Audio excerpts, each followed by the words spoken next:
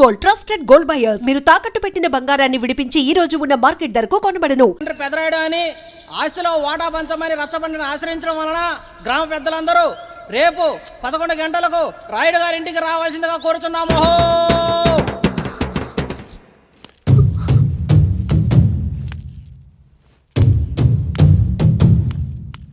ఎందుకొచ్చారు? తన తాత పాపారాయుడు గారు ఆస్తి తనకు కూడా కావాలంటూ పంచాయతీలో ఫిర్యాదు చేశాడయ్యా.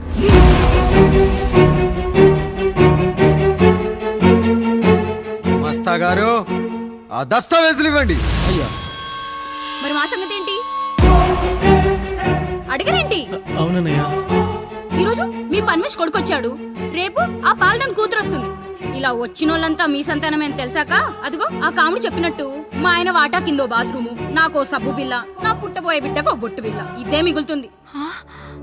అయినా ఊరి జనాభా కన్నా అన్నయ్య పిల్లల సంఖ్య ఎక్కువైపోతుంది. వాళ్ళందరూ ఇంటి మీదకి వచ్చే లోపు మా ఆస్తి మాకు ఇచ్చేస్తే మా బతుకులు మేము బతికేస్తాంగా. అవునన్నయ్య, మా ఆస్తి మాకు కావాలంతే. ఎవరిని పట్టుకుని ఏం మాట్లాడుతున్నారయ్యా?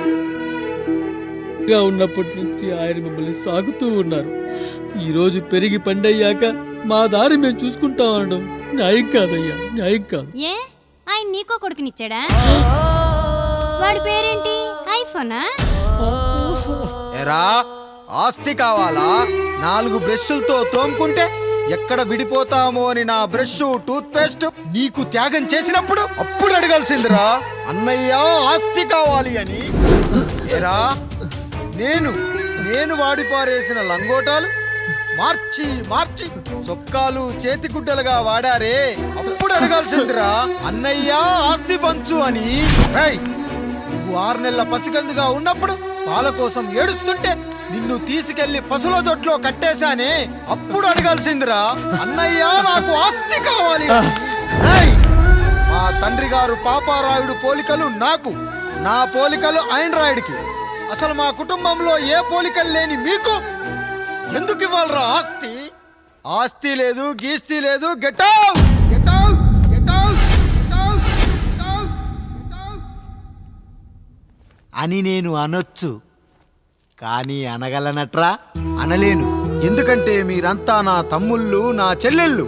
రక్తం తాగిన దోమ కూడా వెళ్ళేటప్పుడు కృతజ్ఞతగా ఏ మలేరియానో టైఫాయిడో వదిలి వెళ్తుంది.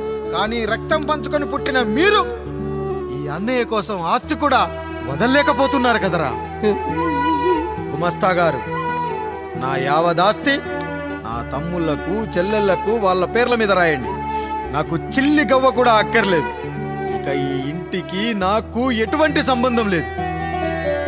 లక్ష్మి, సావిత్రి, మీ చీరలు విప్పేయండి. ఇక్కడికి వచ్చేటప్పుడు ఏ చీరలు కట్టుకున్నారో వెళ్ళేటప్పుడు కూడా అదే చీరలు కట్టుకోండి. వెళ్ళిపోదాం. దస్తావేజులు తీసుకురండి.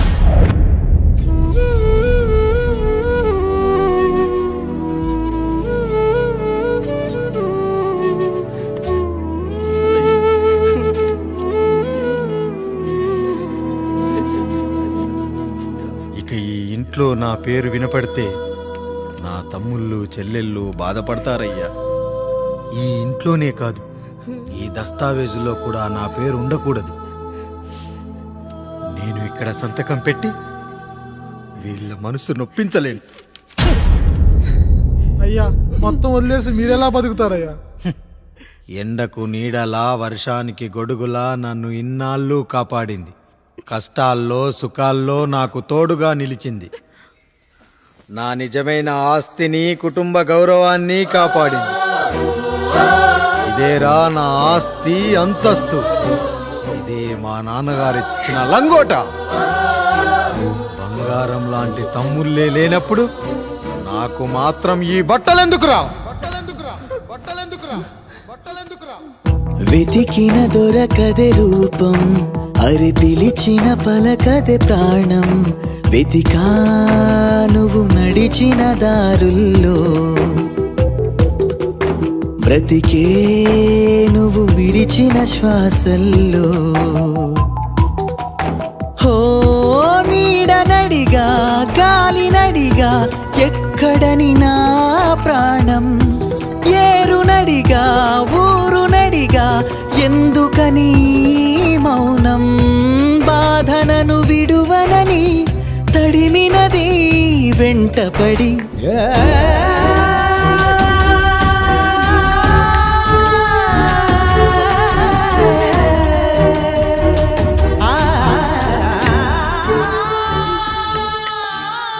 ఏవండి పప్పులో మీ చెవట పడుతుందండి. ఇడ్లీలో 2 చెంచాల ఉప్పు తగ్గించు లక్ష్మి. ఎలాగో మనం పేదోళ్ళమే కదా, కనీసం ఉప్పు ఖర్చైనా తగ్గుతుందనుకో.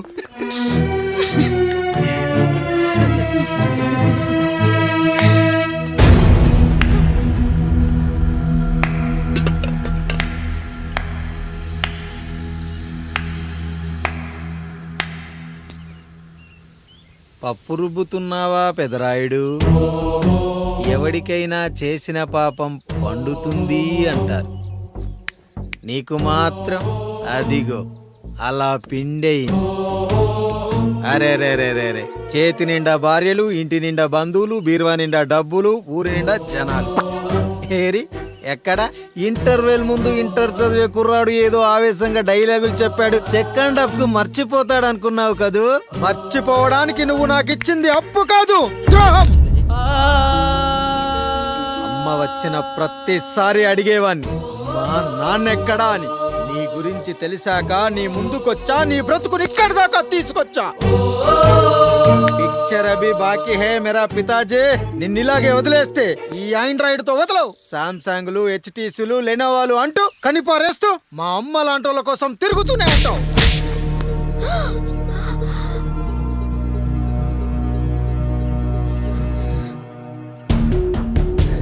అమ్మా అమ్మా ఛీ, నన్ను అలా పిలవకురా. ఎవరిని పట్టుకొని ఎన్ని మాటలు అంటున్నావురా? రాయికి వరమిచ్చిన రాముడు దేవుడైతే, ద్రౌపదికి చీరిచిన కృష్ణుడు దేవుడైతే, నాకు బిడ్డనిచ్చిన ఆయన కూడా దేవుడేరా. ఏంటి ఇలానే వదిలేస్తే బిడ్డల్ని కంటూ వెళ్తాడా? అసలు ఆయన కంటూ సొంతంగా ఒక్క బిడ్డ కూడా లేడు.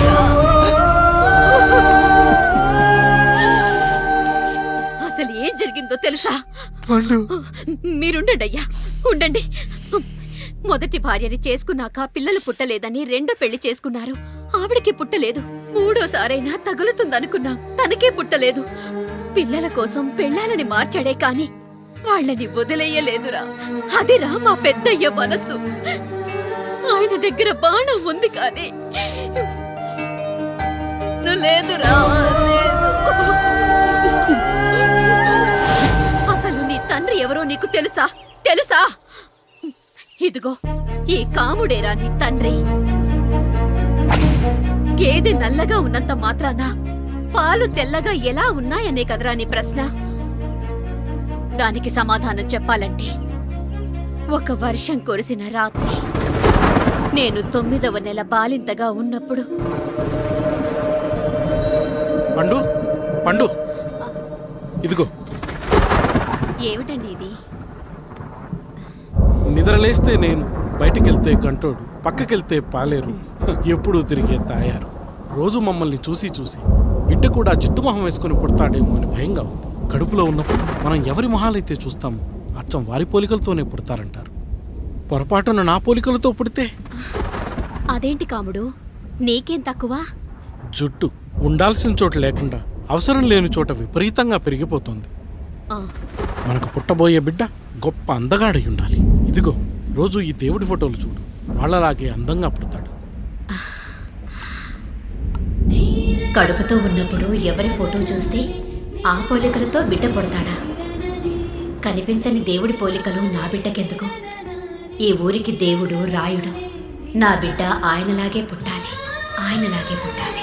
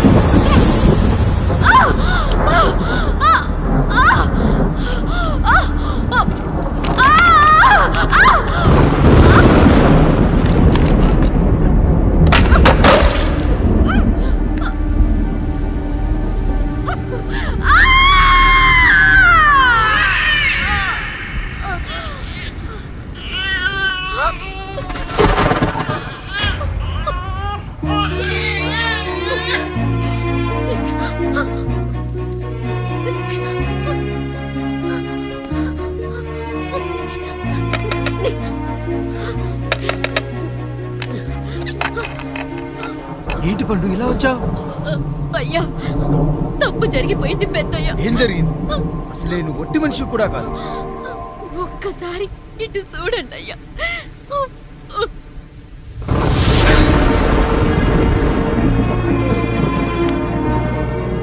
వీడేంటి అచ్చం నాలా ఉన్నాడు? అసలేంటి, ఎందుకు ఇలా జరిగింది? నువ్వు ఎప్పుడైనా చీకట్లో పంపు సైడ్ దగ్గరికి వచ్చావా? మరి అమలాపురంలో శివాలయం దగ్గర రత్నాలు నీకేమైనా అమ్మవుతుందా? పిఠాపురంలో పద్మ, రామాపురంలో లక్ష్మి, కాకినాడలో సుజాత. అయ్యో దేవుడా, అసలు ఇదంతా ఎలా జరిగింది పండు? అయ్యా ఇదంతా కాముడి వల్లే అయ్యా, కాముడి వల్లే. కాముడా? కాముడి కుటుంబానికి నాకు ఏం గుర్తు రావట్లేదే. ఎన్నని గుర్తు పెట్టుకోగలను నేను మాత్రం? అయ్యా అది కాదయ్యా,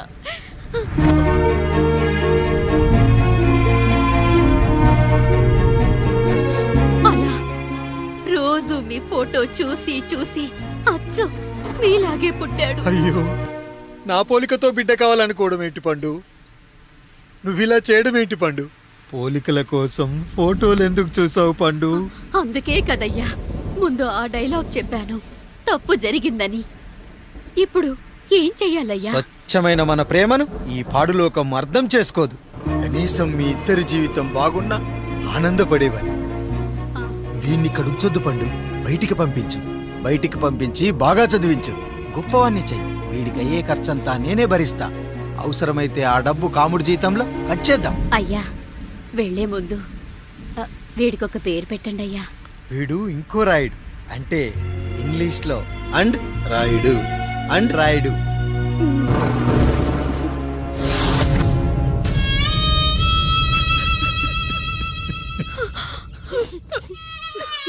ఇది రా నీ కథ, నా గతం. నిన్ను చదివించడం కోసం ఆయన మీ నాన్న జీతంలోంచి నెలకి 3,000, 4,000 కోసేసిచ్చేవారు. అప్పుడు ఆయన పడిన బాధ పగవాడు కూడా పడకూడదు. చూసావారా, దేవుడు లాంటి పెద్దయ్యని అనవసరంగా అనుమానించడం ఎంత పెద్ద తప్పు చేశావో అర్థమైందా? ఒకడు నిమ్మకాయ పెట్టి పసుపు వేసి ఉప్పు కలిపి పులిహోర చేయొచ్చు, కానీ ఆ పులిహోర ఎప్పటికీ దేవుడి ప్రసాదం. నువ్వు ఆ దేవుడి ప్రసాదం, ఇక ఆయనే మీ నాన్న. చూసావా అమ్మా, ఈ రోజు నుంచి నాకు 3 అమ్మలు, 2 నాన్నలు. నీకు మాత్రం ఒక్కడే భర్త, నాన్నకు మాత్రం ఒక్కటే భార్య. మా నాయనే. అయ్యా, బిడ్డను ఒక్కసారి ఎత్తుకొని తిప్పండి అయ్యా. బాబు, నాన్నా,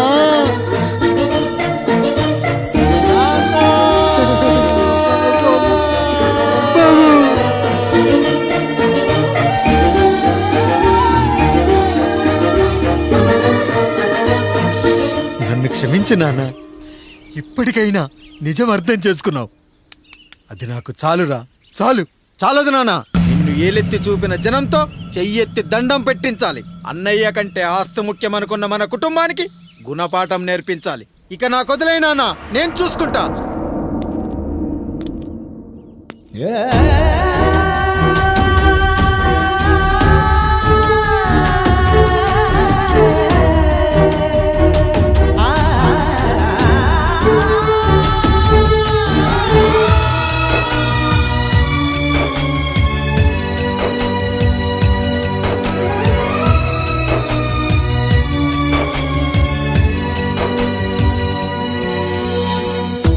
మనసుకే తగిలిన గాయం తుడిచేది ఇంకెవరు? మనిషిలో పెరిగిన ద్వేషం తొలచేది ఇంకెవరు? గుండెలో పగిలిందా కన్నీటి పర్వతమే? ఓదార్పు కరువయ్యే బంధాల సంద్రములో జాలి లేదు, కరుణ లేదు ఈ స్వార్థ మనుషులలోన. గురుతులేవి, మనుగడేది ఈ మనిషి మంచితనాన. బాధలను విడువనని నవ్వినది వెంటపడి,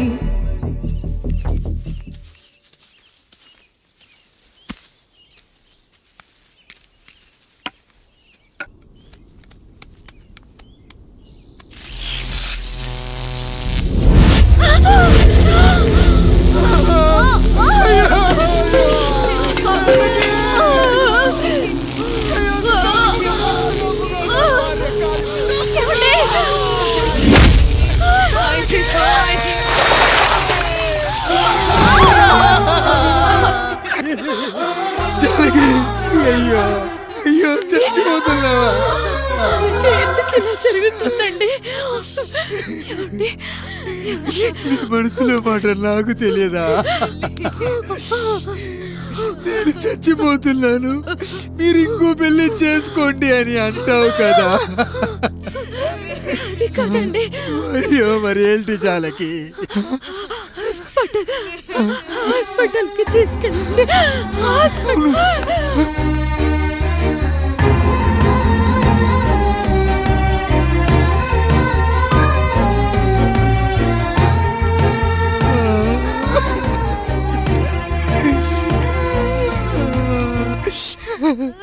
జాలకి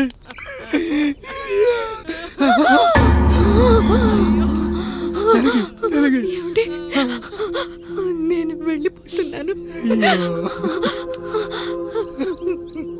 నా కోసం చివరిగా ఒక పాట పాడండి.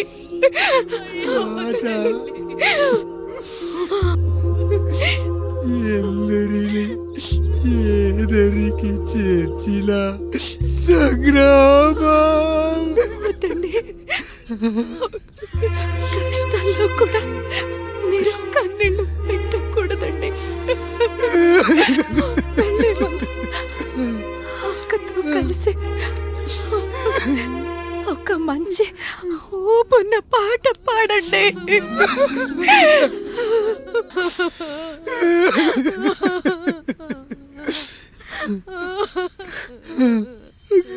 భార్య పోయింది, తమ్ముళ్ళు వద్దనుకున్నారు, కుటుంబం, ఊరు, ఆస్తి ఇప్పుడు ఏదీ లేదు. ఇక నేను ఎవరి కోసం బతకాలి?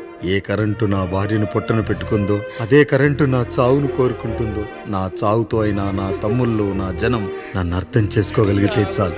ఉంటాను, ఉంటాను.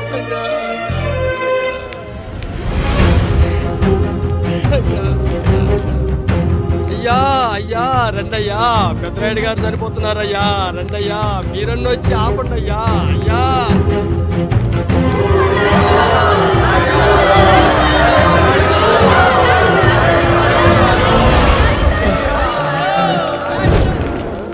ప్రజల్లారా, నా బిడ్డల్లారా, నా జీవితం మీకే అంకితం. మళ్ళీ జన్మంటూ ఉంటే మీకోసం తిరిగి వస్తాను.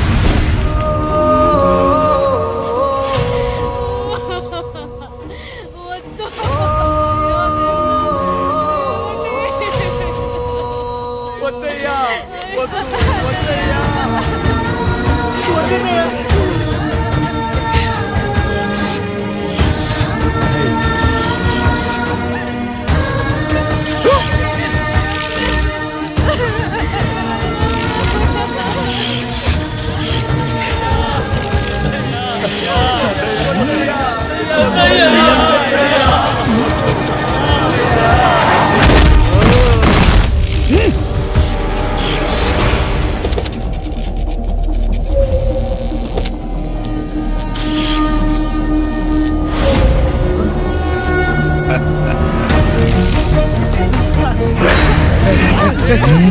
వదలరా.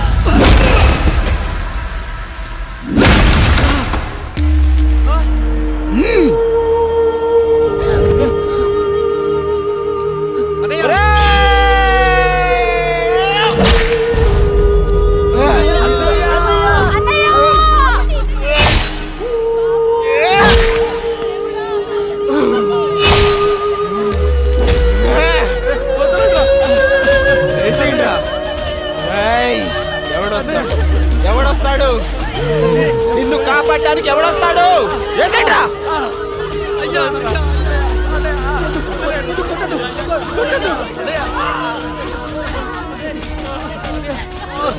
కష్టం వస్తే ఒక్కసారి నాన్న అని పిలవరా ఆ సమాధిలోంచైనా లేచొస్తా